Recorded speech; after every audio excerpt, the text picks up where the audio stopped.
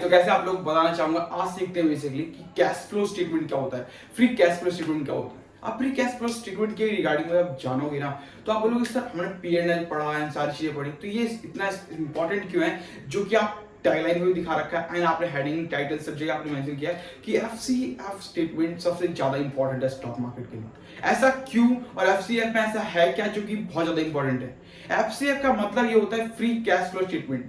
यानी कि आपको एग्जांपल दे देता हूं शॉर्ट में, जो कि आपको थोड़ा सा जानकारी मिल जाए, और फिर अगर आप वीडियो के एंड तक बने रहते हो तो आप पूरा जान सकते हो कि कैसे होता है और FCF कैसे हमारे लिए इंपॉर्टेंट है और कैसे हम इसके ऊपर वर्क कर सकते हैं। राइट, तो देखो FCF का मतलब वो होता है कि वो अमाउंट, जो पैसा हमारे कैश फ्लो के अलावा, मतलब अर्निंग, उसके बाद अर्निंग के रूप में जो कैश रिसीव किया, वो उन दोनों को हटाने के बाद, बिजनेस से हटाने के बाद जो एक्स्ट्रा अमाउंट है जिसे कंपनी डिविडेंड दे सकती है या फिर उस पैसे को और भी इन्वेस्ट करके उससे रिटर्न कमा सकती है और उससे ज्यादा शेयर के प्राइस बढ़ सकते हैं। इस तरीके से जो एक्स्ट्रा अमाउंट होता है कंपनी के पास, वो अमाउंट होता है free cash flow statement. Right, वो आपको दिखाता है FCF स्टेटमेंट। तो अब ये होता क्या है, किस तरीके से निकालते हैं, कैसे क्या होता है एंड एवरीथिंग, हमें जानने में क्या इंटरेस्ट होना चाहिए इसके लिए, सब कुछ जानेंगे details bye details basically. Okay, तो स्टार्ट करते हैं और जानते हैं बेसिकली क्यों इंपॉर्टेंट है P&L स्टेटमेंट से भी ज्यादा। राइट, देखो पहले हम फ्री कैश फ्लो स्टेटमेंट, मतलब ऐसा पैसा जो कि हमारे धंधे से अलग है, यानी कि जो हमारे पास, जो हम जो बिजनेस कर रहे हैं, जितना भी पैसा इसमें लग रहा है, उस अमाउंट को हटाने के बाद जो पैसा बचा है उसको कहते हैं free cash flow statement. Example देता हूं, शुरू में आसानी होगी समझने में। देखो, पहला कि आप मान लो कि एक बिजनेस कर रहे हो। बिजनेस ये है कि आप 2 पेंसिल बेच रहे हो, मान लो 2 पेन बेच रहे हो पर डे, 10-10 रुपए, आपके पास 20 रुपए हैं, पर डे 10-10 रुपए के वाले 2 पेन खरीदे और 15-15 रुपए में सेल कर दी। ठीक, अभी क्या है कि आपके पास ना प्रॉफिट कितना आ गया, 10 रुपए का, बिकॉज ऑफ दिस, क्योंकि मार्केट में आपने 15-15 रुपए की सेल किया, 15-15 रुपए का आपने मार्केट में सेल किया, आपने इन्वेस्ट किया 20 रुपए, तो 10 रुपए की 2 ही पेंसिल तो खरीदी आपने, क्योंकि 20 रुपए थे आपके पास। राइट, तो 20 रुपए स्पेंड करके, मतलब 20 रुपए आपने मार्केट में डाल के इन्वेस्ट करके आपने उसे 30 रुपए कमाया, यानी 10 रुपए आपने प्रॉफिट कमाया। तो अब क्या है कि आपका जो अर्निंग पर शेयर आ गया, कितना आ गया, EPS आपका 10 रुपीज, कैश फ्लो भी आपको कैश फ्लो के रूप में कितना मिला, जो कैश फ्लो मिला वो भी 10 रुपए, तो 10 रुपए आपका आ गया। अब आपको ये पता है कि मुझे इस बिजनेस को कंटिन्यू करने के लिए जितना अर्निंग पर शेयर आया है, यानी 10 रुपए प्लस कैश फ्लो जितना आया है, वो दोनों मुझे वापस कंटिन्यू करना है, अदरवाइज मेरा कैश फ्लो स्टेटमेंट, मतलब कि मेरा बिजनेस चल नहीं पाएगा। मतलब अगर इस 10 रुपए का जो मुनाफा मैंने कमाया है, अगर मैं उसको अपने बिजनेस में अगेन री इन्वेस्ट नहीं करता हूं, तो मेरा बिजनेस नहीं चलेगा। तो ये आपको पता है। तो यहां पे क्या होगा कि फ्री कैश फ्लो स्टेटमेंट जो है वो जनरेट ही नहीं होगा। FCF यानी कि फ्री कैश फ्लो स्टेटमेंट वो जनरेट ही नहीं होगा। क्यों? क्योंकि हमें ये पता है कि हम जो पैसा 10 रुपए कमाया है और 10 रुपए का जो कैश हमारे पास आया है, उस कैश को हम निकाल नहीं सकते, बिकॉज मेरा बिजनेस नहीं चल सकता, स्टैंड नहीं कर सकता, तो हमें उस पैसे को निकालना नहीं। तो उस जगह पे FCF आपका कैलकुलेट नहीं होता। तो जानते हैं और भी विस्तार से। देखो एग्जांपल टू एग्जांपल चलेंगे, बिकॉज इसमें ना आपको एग्जांपल के थ्रू ही समझ में आएगा, तो एग्जांपल ही आपको समझना पड़ेगा, उसके बाद आपको FCF समझने में आसानी होगी। देखो पहले मानो कि EPS क्या होता है बताया हुआ है, अर्निंग पर शेयर क्या है, ठीक है। उसके बाद बताया हुआ है कैश फ्लो स्टेटमेंट के ऊपर भी अलग से एक वीडियो है, आप देख के जाके चेकआउट कर सकते हो प्लेलिस्ट से। एंड FCF यानी फ्री कैश फ्लो स्टेटमेंट, ठीक है। तो तीनों चीजें आपको कैसे निकालना चाहिए और कैसे आपको डिपेंड करता है किसी भी कंपनी पे, तो बिल्कुल देखो समझने में आसानी होगी कि अर्निंग पर शेयर का मतलब बेसिकली ये है कि पर शेयर कितना अर्न हुआ आपका,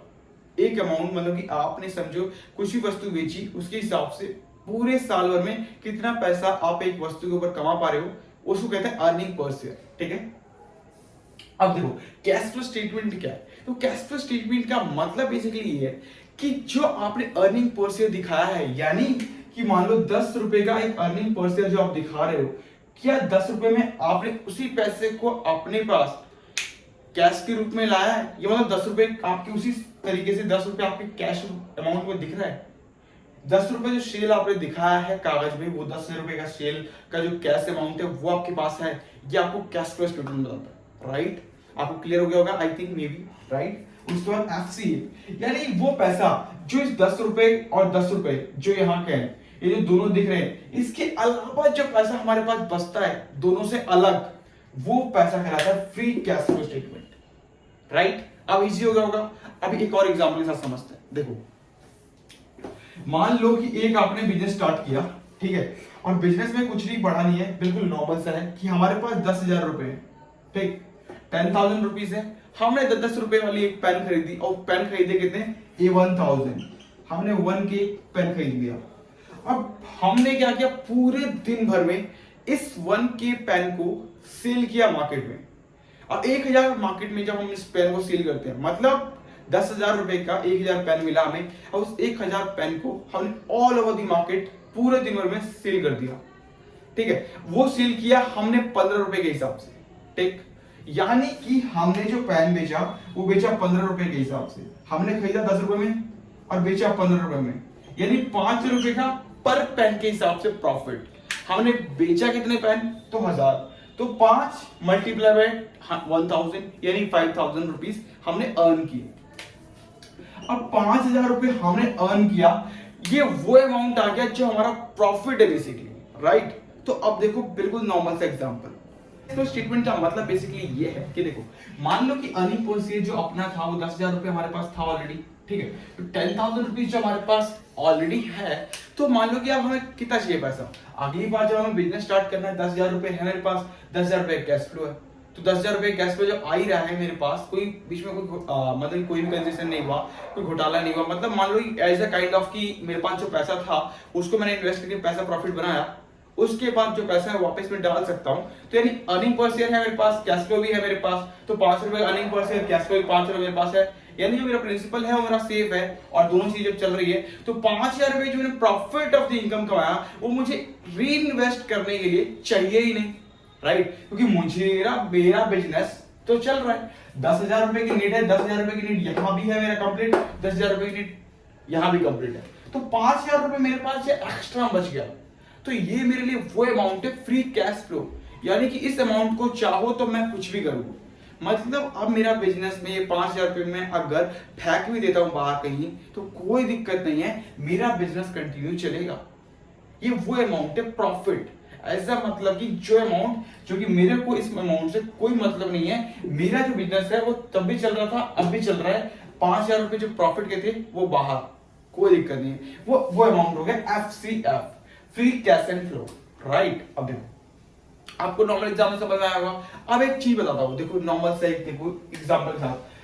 EPS ITC कंपनी का नाम तो हर किसी ने सुना होगा मे बी, ठीक है। उसके बाद EPS अर्निंग पर शेयर 12 रुपए पॉइंट 19 पैसे का, ठीक है, यानी कि अर्निंग पर शेयर वो 12 रुपए का दिखा रहे हैं कि 12 रुपए का जो अमाउंट है वो अपने सेल करके वस्तु से पर शेयर 12 रुपए कमा रहे हैं। क्या कैश फ्लो में इतना अमाउंट आ पा रहा है? कैश फ्लो अगर आप देखोगे तो 9 रुपए 33 पैसे, यानी कि 3 रुपए का जो अमाउंट है वो बीच में गैप है। यानी कंपनी ये कहती है कि अपने रिकॉर्ड के अनुसार कि 12 रुपए का अमाउंट हमने सेल किया है, ठीक, 12 रुपए का हमने प्रॉफिट कमाया है पर शेयर के हिसाब से, पर 12 रुपए का प्रॉफिट क्या अपन ने जो कैश के रूप में देखा है वो स्टेटमेंट दिख रहेगा? वो स्टेटमेंट आपको नहीं मिलता, ये मिलता है सिर्फ 9 रुपए का। यानी जो बीच के 3 रुपए हैं वो है कहां पे, ये आपको दिखाता है cash flow plus earning per share का स्टेटमेंट,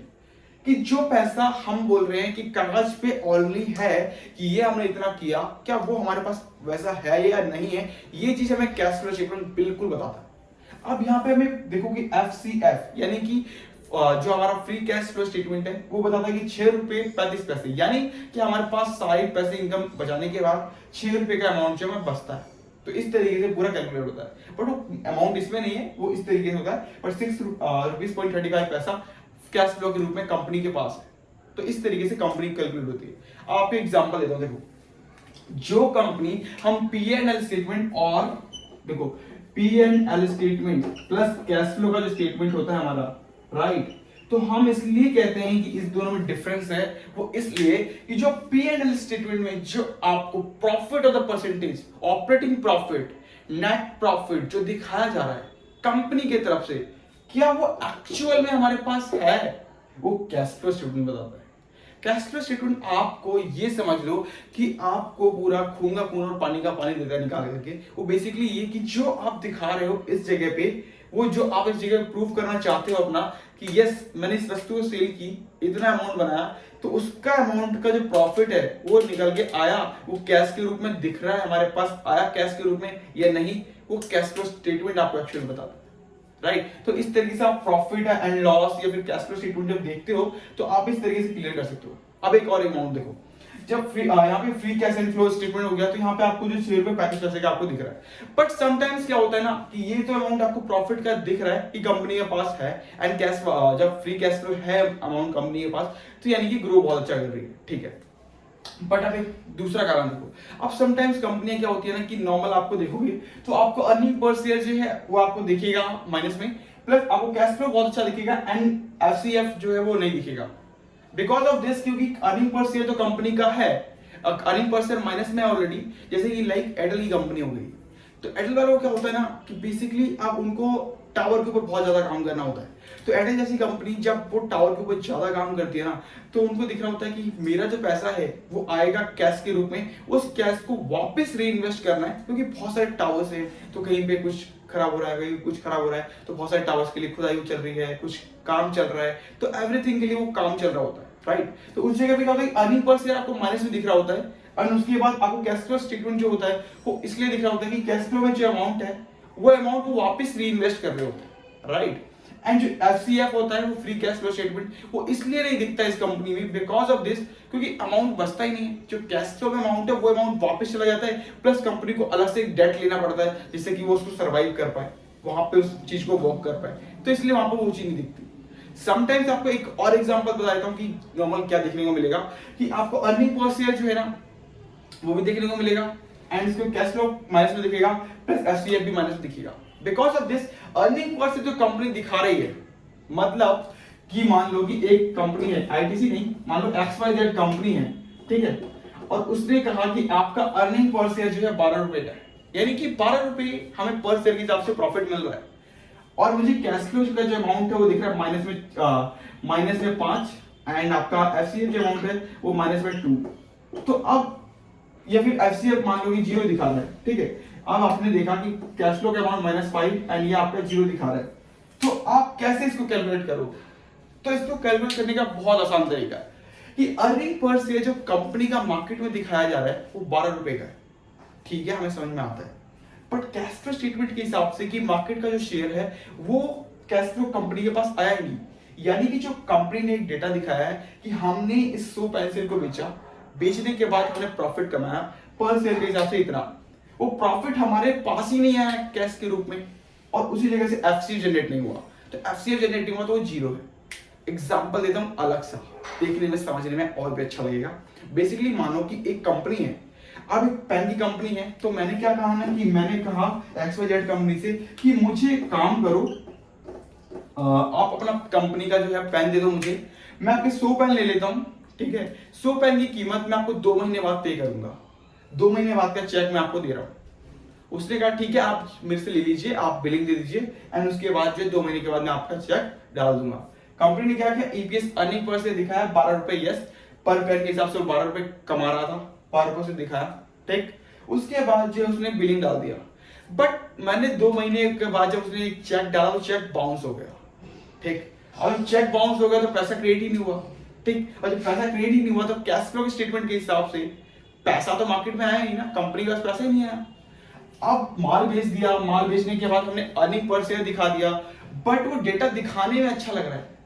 बट एक्चुअल में क्या है वो जब पता चलता है जब कैश फ्लो दिख रहा हो, तो कैश फ्लो में तो अमाउंट आया ही नहीं, क्योंकि चेक तो बाउंस हो गया, तो कैश फ्लो में जब अमाउंट आया ही नहीं तो कंपनी के पास 0 बचेगा, एंड तब जब माइनस कैश फ्लो में चल रहा है ऑलरेडी, तो एफसीएफ जनरेट होगा ही नहीं, फ्री कैश फ्लो स्टेटमेंट नहीं जनरेट होगा। तो इस तरीके से मार्केट की जो कंपनी जो दिखा रही होती प्रॉफिट, वो प्रॉफिट का देखने का एक्चुअल तरीका ही होता है, राइट। तो वीडियो अच्छी लगी तो लाइक कर लीजिए, शेयर कर लीजिए। Thank you so much guys, मिलते हैं नेक्स्ट वीडियो में, तब तक के लिए जय हिंद।